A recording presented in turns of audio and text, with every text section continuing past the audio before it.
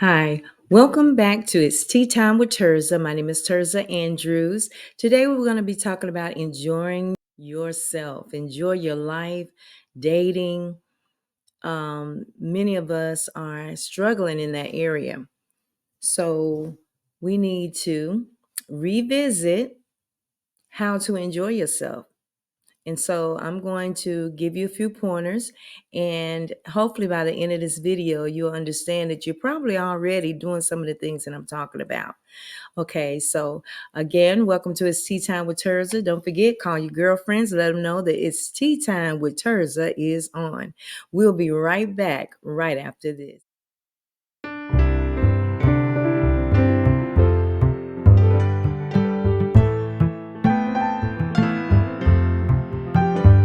It's tea time, time to wash away your sorrow. It's tea time, gonna chase all your blues away. It's tea time, time to air out all your laundry. It's tea time, gonna help you make it through the day. It's tea time. What you say, girl? Okay, welcome back to It's Tea Time with Tirzah. Let's dig in. Are you enjoying your life? Are you having some issues with dating? And if you're having issues with dating, I'm going to tell you the reason why. The reason why you're having issues with dating is number one, have you checked the mirror lately? Have you looked into yourself? Have you established a love for self? What does that look like? You're dating yourself. You're having conversations with yourself about your deepest desires. Are you writing things down? Are you journaling? Well, let's go ahead and let's talk about it. For those of you that are married, I specifically want to talk to marriages simply because I'm married, and I want to talk to those of you that are married first.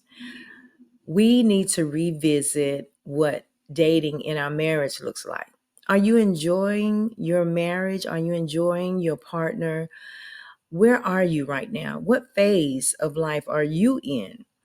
Are you being negative? Are you being positive? Are you affirming? Are you declaring? Are you decreeing great things over your life?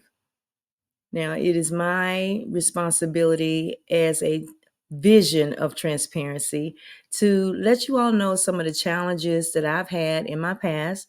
And now that I'm married to the one for the rest of my life, I'll tell you some of the things that we do to enjoy our marriage. Okay? So let's get started. Number one, you want to be able to love yourself. And I know people talk about loving yourself all the time, but what are they really saying, right? What are people really saying about loving yourself? What does that look like? For me, it looked like I was dating myself. I took myself to the movies. I got me mani pedis. I took me to a hotel, got me a room, especially for my birthdays. My kids remember that. I always went and got a room for my birthday just to get away to myself. And sometimes I might have guests, and then sometimes I wouldn't. But there are times when you just need to spend time with yourself, right? So when I got married, I began to share those moments with my husband. It's a little different because you paying attention to your spouse. You looking at their needs, right? And so my husband said, I just bombard your birthday. And maybe he didn't use that word, but what he was saying initially is that he took over my birthday. And so and oftentimes what people desire to do for you don't line up with what you normally do for yourself. And sometimes whenever we do things, we think that they have to be extravagant, but they don't. I'm a very simple person. And in our dating, I would let him know that it doesn't take much to please me. But that doesn't matter if you told them, if you dating a person who really cares about you and they want to make things great for you, it can be a challenge there because it might hurt their feelings that you really don't want to do all of that, right? I remember when my husband asked me to marry him, and he said he dropped the ring. I didn't see it, but he always remembered the fact that he dropped the ring. And so it's very important to realize and recognize that your spouse or your mate may or may not have the same memories as you. And even though it was the best memory of your life, that could be something that they feel bad about. And I try to explain to him, babe, I didn't see it. So, but that's what he thinks about every time he brings up or we talk about, the day that he asked me to marry him. So I had to make sure that before I married my husband, and I had been celibate for like 9 years, a total of 9 years, and 3 with my husband. And so I couldn't understand, I couldn't wrap around in my mind how I could enjoy myself without a man, without a lover, without someone to just basically hang out with. And even when I hung out with my girlfriends, they were, into their lives. So mainly I was there as a support for them. And so, as I explained in a lot of my videos, I talk to myself, I talk to strangers and stuff like that. And, and I prayed a lot. And so when I would get my answer from praying, to begin to focus on my dreams and goals and ambitions as a single woman. And I wrote this book, The Power of Being a Woman. I didn't understand what it meant to be with myself. How can I enjoy myself if I'm with myself? But I had to learn how to be able to look myself in the mirror and say, I love you, girl. I had to look myself in the mirror and tell myself at a size 20, size 24, size 18, size 16, 14, 12, whatever size I was at the time, to say to myself, I love you. I appreciate you for who you are. You're a good person. I had to affirm those things in myself. I didn't really know what my purpose was the first half of my life, and it took many years for me to begin to identify with the things that I love. And as I mentioned in another video, write those things down. And I've paid thousands of dollars connecting with people who supposed to be life coaches in this realm. And um, even though I learned some things, it still just haven't been quite right. It's always something missing, something else to learn. And so as I began to love on myself and date myself, take myself fine dining, I went to the movies one time. I was with myself, and I went to Philip's Place at the AMC theaters, and a husband and a wife were at the movies. And the husband, I'm supposing, was in line saving space for his wife while she did what she had to do. And then when she came back, he did what he had to do. While I was dating myself, taking myself to the movies, taking myself fine dining, taking myself bowling, taking myself and get myself a room, buy myself a cake, a bottle of wine, for my birthday, and celebrating me and seeking God for information about what I need to do in this life. I didn't understand, how can I fall in love with myself? Um, I had to hold my own hand. I had to be familiar with myself and learn what I like and didn't like.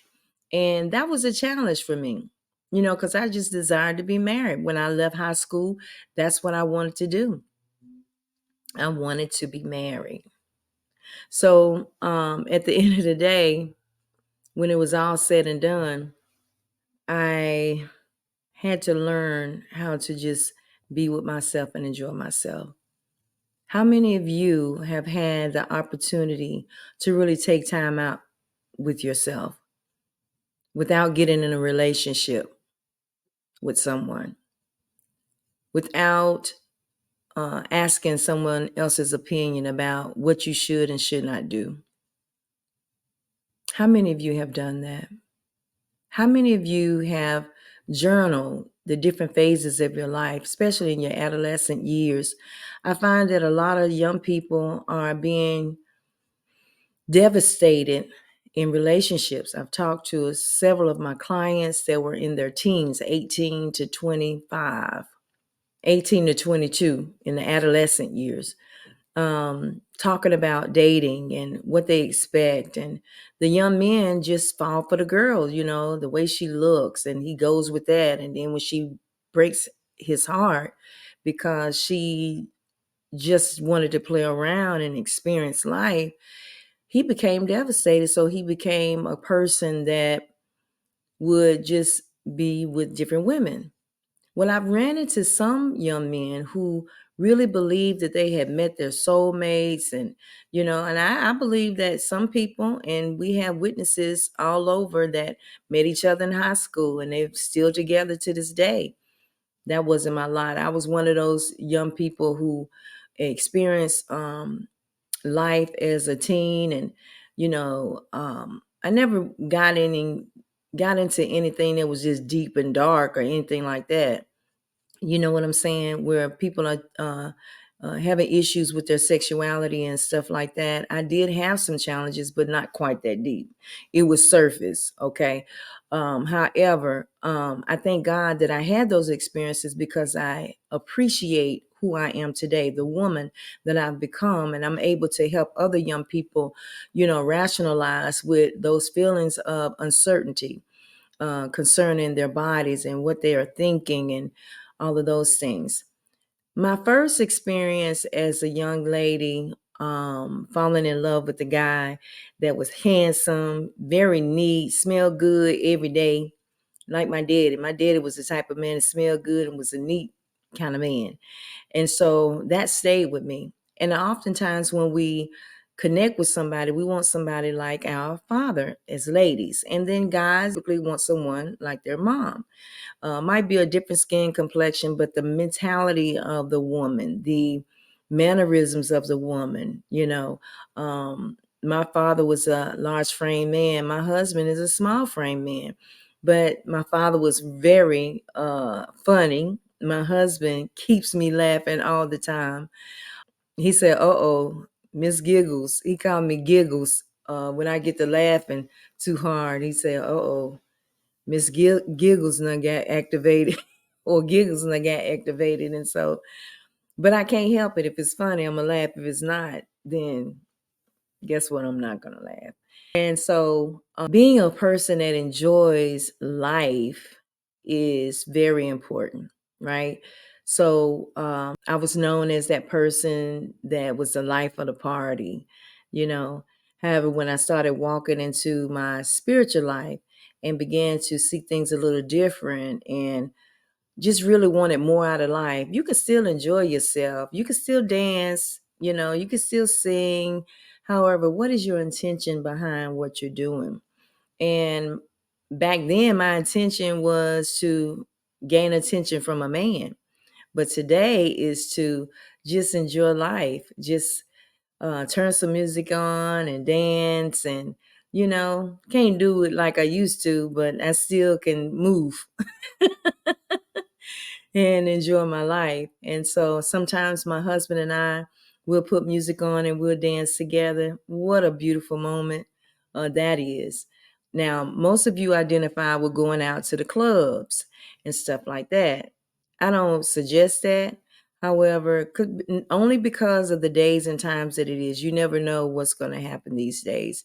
And so that's why I always say, listen to that voice within. If you're going to go somewhere and you hear some say, don't go, stay at home or whatever, then I would listen to that. And there are times when we don't feel like going and we need to go because somebody's there waiting for us to get there to give them a message. And that's happened to me quite often as well. So, what are some of the things that I can tell you as pointers as far as enjoying your life, enjoying yourself? You have to have a balance between um, light and dark, right? You got to have a balance. Now, sometimes you might have a negative attitude, but you're a person that can encourage somebody. That's me. And it's only because we go through emotional roller coasters, especially as someone is menopausal. I might think something negative, when somebody gets on my nerve or something, then, the next breath, I'm trying to bless somebody and help them. That's not being two-faced. That's not being, a hypocrite. It's just that we are emotional creatures. And being menopausal, your emotions, you have mood swings. And when you make a mistake or you have an issue with somebody and you let them know and they say nothing is wrong, but then they continually have an attitude, that bothers me. You know what I'm saying? So, but I still have to continue to be me. I still have to be that person that shares love and give love, because I still have to work every day. I run into clients and have clients every day. So I have to make sure that my attitude is in check. I talk myself through it. I pray myself through it. I affirm things like I'm an excellent leader. I'm an excellent life coach. I am relevant. People respect me and value my opinion. And so as a lifelong learner, I continue to do the things that's necessary to live a better life, to enjoy my life. I love my grandkids. However, I don't want to have my grandkids all the time. Why? Because I have a life to live. I have a purpose. I have things I need to do. You know what I'm saying? And I can't be in a box. I have to be free to do what God has created through me, in me, to do. And most of us don't do that. We'll let people run all over us, and you can't enjoy your life like that. So, number two, you're going to have to learn how to say no. You got to say no sometime. You have to tell people what you need them to do. And don't pacify people because they begin to wait on you, or you know what I'm saying, they depend on you more than they depend on God. That's not good. You can't enjoy your life waiting on people all the time. If it's not something that God is specifically putting your spirit to do for somebody, don't do it. Don't put yourself in a box. I learned not to answer my phone. I learned not to indulge in specific conversations. If I feel like I'm going to get something negative from you, I will not answer the phone. I'll stay with what I'm doing, stay concentrated on my dreams and goals. I cannot leave what I'm doing to be in a conversation with you about nothing. Life is too precious, right? So the details. Leave a message, email me with the details of what you need from me so I can help solve that problem. Otherwise, I don't have any conversation. I've wasted the first half of my life, just doing things that I knew I could do for people. Not anymore. I'm about to be 57 on my birthday, and it's time to take care of business. This is it. Between 56 to 83, you need to be working on your end time. You know what I'm saying? Getting your ducks in a row, completing your life purpose, finding out what it is and then do it.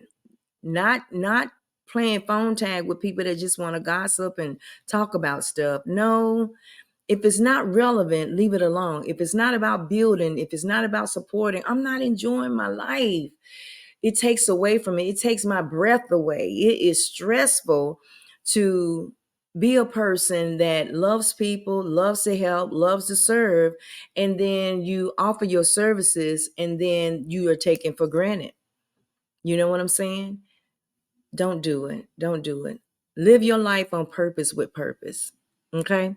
So, other ways that you can enjoy your life is to get with like-minded people that's about business. Now, I know you can't be business all the time, but when you have your downtime, that downtime is for you to relax, recover, meditate, pray, read, right? Not for you to offer your time up to people that's going to take you for granted. You want to be around people, number three, that's going to celebrate you instead of tolerate you.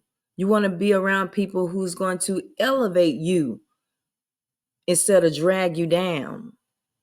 Yes, celebrate your life. Enjoy your life by all means. However, don't get involved with people that's going to take, and never give. Mm-mm. It's always got to be a win-win. It's always got to be win-win. When you have given your whole life to service and now it's time for you to start monetizing your work, your goals are waiting. Your dreams are waiting. If you can provide a service and people see your value and they can donate to your cause where you're trying to feed and clothe people, the poor is always going to be among us. Everybody's not on the street. We have low income families that's sitting up in hotels for months. And then God opened the door for them to be able to get a place. Some people are struggling in a way that it's unbelievable. You're paying $700 and something a month in a hotel. God let you know that you can make it, right? And if you can make it in a hotel paying $700 and something a week, right? Or $4,000 a month, then guess what? You can make it. You can make it. You're in a period of transition. So find a way to transition out of that spot that you're in. If you've been procrastinating on your dreams and goals, you got to get down to it. It's time to get down. It's time for action. No more of that talking stuff. Sharing your dreams with people that don't mean you no good. They want you to help them, but they won't help you. No, you help those that need to be helped. And they'll show up. Listen, I prayed and asked God to send people to me from the north, the south, the east, and the west to help bring my vision to fruition. And each step is a step closer to my dreams and my goals. And I'm so grateful. And yes, I've had to pay money, thousands of dollars, for the things that I desire and I believe that God has called me to. I'm called to speak to people. Yes, I have a gift of gab. However, I use my gift of gab to help confirm the things that I've been through in my life to help other people go through what they have to go through in life. Yes, I am a vision of transparency. I'm going to tell you the truth. I'm not going to tell you no lie. Not on purpose. You know what I'm saying?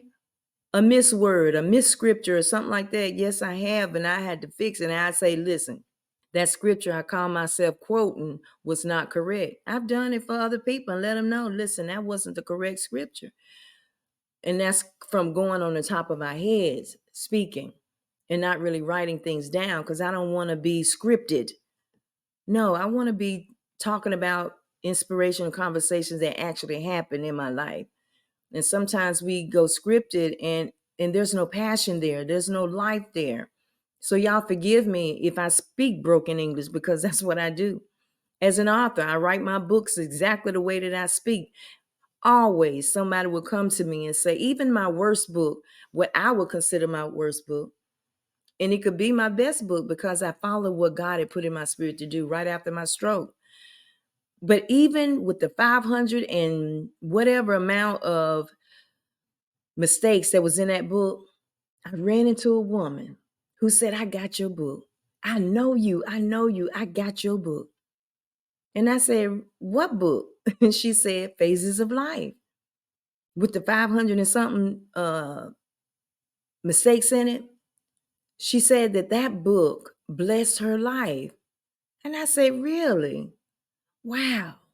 So when you hear the something said, write the book, write the play, do the movie, produce the movie, whatever that voice says, and you know that that it ain't you talking, like your self, your higher self is speaking to your everyday self that don't really know how to do what it is that you have to do, but you follow spirit and you go ahead and you research the information and you bring it to fruition. There's a purpose and a reason behind that video, behind that script, behind that movie, behind that book. You know what I'm saying? Behind that podcast, behind is somebody somewhere was waiting for that answer, was waiting for you. So without further ado, I just want you to know that I appreciate you all coming to conversate with me every single day, that you visit my YouTube channel on on Mondays and Saturdays on the Daily Gospel Network. I thank you all I thank the Daily Gospel Network for even putting my videos on their network. It gives other people opportunity to connect with me and understand that they're not alone. You are not alone. You are the key to someone else's blessing. So remember, enjoy your life. Do the things that you need to do for yourself, right? Take yourself out on dates. Love yourself, okay? Be inspired to do the greatest thing you could ever imagine in your mind. Yes, set your goals high. Think big. Guess what? Because even if you don't meet the mark, you won't be far from it. My name is TIRZAH Andrews. It's been my pleasure to be of service to you today. Have yourselves an amazing day, and I look forward to seeing you again soon. Remember, you are the key to someone else's blessing. I love you. Peace and love. It's tea time. What you say, girl?